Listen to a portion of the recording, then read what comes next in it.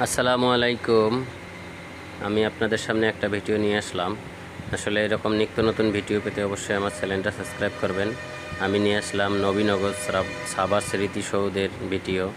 আসলে স্মৃতিসৌধের ভিতরে কেউ ঢুকতে পারতো না আগে, এখন ঢোকা যায়, তাই আপনাদের সামনে ভিডিওটা নিয়ে আসলাম। অনেক সুন্দরভাবে দেখবেন যে আসলে টাওয়ারটা দেখেন, টাওয়ারের ভিতরে কি আছে এটা কেউ দেখে না।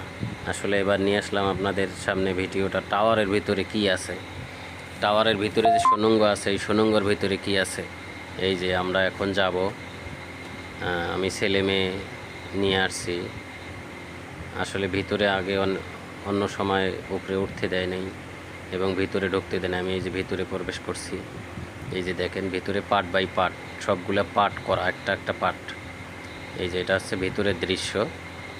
আসলে অনেক সুন্দর দৃশ্য। এরকম আগে কোনো সময় আমার প্রায় 14-15 বছর বয়সে আমি এই ভিতরে ঢুকতে পারি নাই, ভিতরে ঢুকতে দেয় নাই এবং ঢোকা যায় নাই, প্রশাসনেরা বাধা দিছে। এই যে দেখেন, এটাই হচ্ছে মূলত ভিতরের চিত্র। এটাই হচ্ছে ভিতর নবীনগর সাবা স্মৃতিসৌধের। আসলে ভিডিওটা কেমন লাগলো আপনাদেরকে একটু কমেন্টে জানাবেন ইনশাল্লাহ। আমি এরকম নিত্য নতুন ভিডিও আপনাদের সামনে উপস্থাপন করতে পেরে আমার অনেক ভালো লাগতেছে। আল্লাহ হাফেজ সবাইকে।